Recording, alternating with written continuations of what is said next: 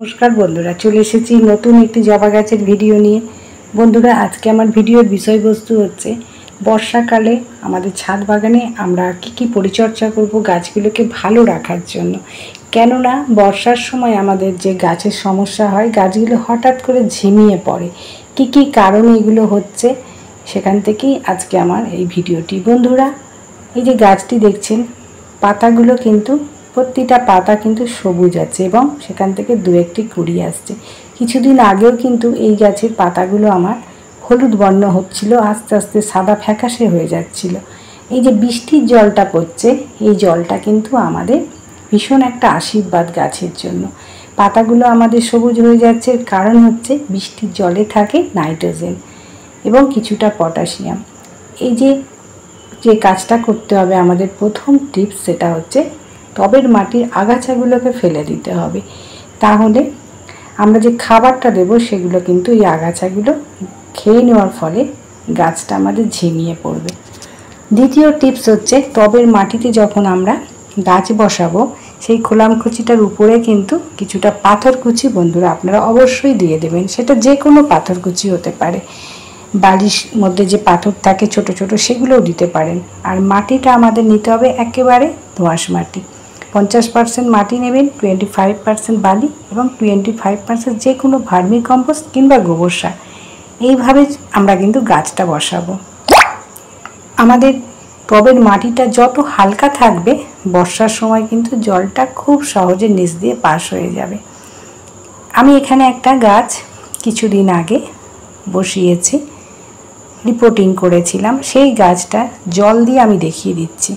এই জলটা টবের মাটি দিয়ে যত সহজে নিচ দিয়ে বেরিয়ে যাবে আপনার গাছ কিন্তু তত ভালো থাকবে। আর বর্ষার সময় জল যদি কোনো কারণে না বেরোতে পারে সেখানে কিন্তু শিকড়ে ফাঙ্গাস ধরে যাবে। যখনই দেখবেন বর্ষার জলটা টবের মাটিতে ধরে আছে, তখন আপনারা নিচে একটা লোহার সরু রড দিয়ে যে খোলামকুচিটা দিয়েছেন সেটা একটু সরিয়ে দেবেন, তাহলেই জলটা কিন্তু খুব সহজে নিচ দিয়ে বেরিয়ে যাবে। তৃতীয় টিপস হচ্ছে আমরা কিছু গাছের এখন পুনিং করব। যে ডালগুলো একেবারে সরু হয়ে গেছে, কুড়ি আসছে না, পাতা হলুদ হয়ে যাচ্ছে, সেই গাছে আমরা এখন পুনিং করে দেবো ডালগুলো। আর আমি এখানে রেখেছি ফাঙ্গিসাইডের জন্য সাব ফাঙ্গিসাইড। এটা একটু আমরা মাটিতে 1 চামচ দিয়ে দেবো। এই সময় 1 মুঠো করে প্রতিটা গাছে টবের মাটিতে দিয়ে দেবেন। তাহলে কি হবে, শিকড়ে যে ফাঙ্গাস ধরে যায় বর্ষার সময় সেটা কিন্তু একেবারেই ধরবে না। এবং যে ডালগুলো আমরা পুনিং করব সেখানেও একটু জলের সাথে ভালো করে মিশিয়ে নেবেন। পাউডারটা মিশিয়ে নিয়ে প্রতিটা ডালে কিন্তু অবশ্যই দিয়ে দেবেন বন্ধুরা। তা না হলে কিন্তু এই ডালেও কিন্তু পচন ধরে যায় বৃষ্টির জল পেয়ে, সেখান থেকে আমাদের গাছ অনেক সময় মারা যায়। এই ছোট ছোট টিপসগুলো যদি বন্ধুরা আপনারা ফলো করেন তাহলে কিন্তু একটা গাছও কিন্তু ছাদ বাগানে আপনাদের নষ্ট হবে না। তারপর আমরা গাছের জন্য কিছু খাবার দেব। বর্ষা এসে গেছে, এখন যদি আমরা তরল সার দিই গাছে কিন্তু যে কোনো সময় আমাদের ফাঙ্গাস ধরে যেতে পারে। তার জন্য আমরা এখন ড্রাই খাবার দেব। সেখানে আমি রেখেছি ডিএপি। এই ডিএপির মধ্যে আছে 48% ফসফরাস এবং আছে 18% নাইট্রোজেন। বন্ধুরা আপনারা কিন্তু এই টবের মাটিটা খোঁড়াই করতেও ভুলবেন না। সপ্তাহে 1 দিন করে অবশ্যই খোঁড়াই করবেন, তাহলে শিকড়ে কিন্তু খুব সহজেই অক্সিজেনটা যাবে।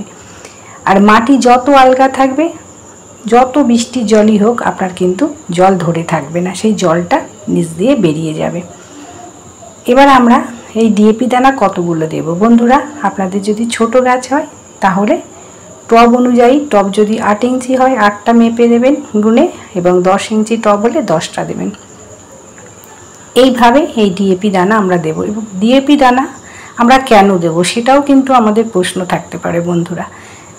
তার জন্য ডিএপি দানা কি করবে, আমাদের যে শিকড়টা গাছের সেটা মজবুত করবে এবং গাছে খুব সহজে ফুল ফল আনতে সাহায্য করবে। এবং যে ডালপালাগুলো বেরোবে সেগুলো কিন্তু মজবুত থাকবে। বর্ষার সময় অনেক সময় ঝড় বৃষ্টিতে আমাদের কিন্তু গাছের ডাল ভেঙে যায়, সেটা কিন্তু ভাঙবে না, মজবুত থাকবে। তারপর যে সারটা আমি ব্যবহার করছি সেটা হচ্ছে লাল পটাশ। এই লাল পটাশ গাছে ফুল ফল আনতে তো ভীষণ উপকারী, তার সাথে রোগ প্রতিরোধ ক্ষমতা বাড়ায় এই লাল পটাশ। এই লাল পটাশ যখনই গাছে অভাব হয় তখন দেখবেন পাতাগুলো আমাদের কিনারাগুলো কুঁকড়ে যায় এবং গাছের যে ফুলের সাইজ সেটাও কিন্তু ছোট আসে এবং আমাদের অনেক সময় ফুল ফোটার আগে কুঁড়ি ঝরে যায়। সেই জন্য আমরা এই পটাশ ব্যবহার করব, তাহলে এই সমস্ত যে বিষয়গুলো সেগুলো কিন্তু গাছের কোনো ক্ষতি হবে না। আমরা ছোট গাছ হলে হাফ চামচ এবং বড় গাছ হলে 1 চামচ বন্ধুরা আপনারা ব্যবহার করবেন।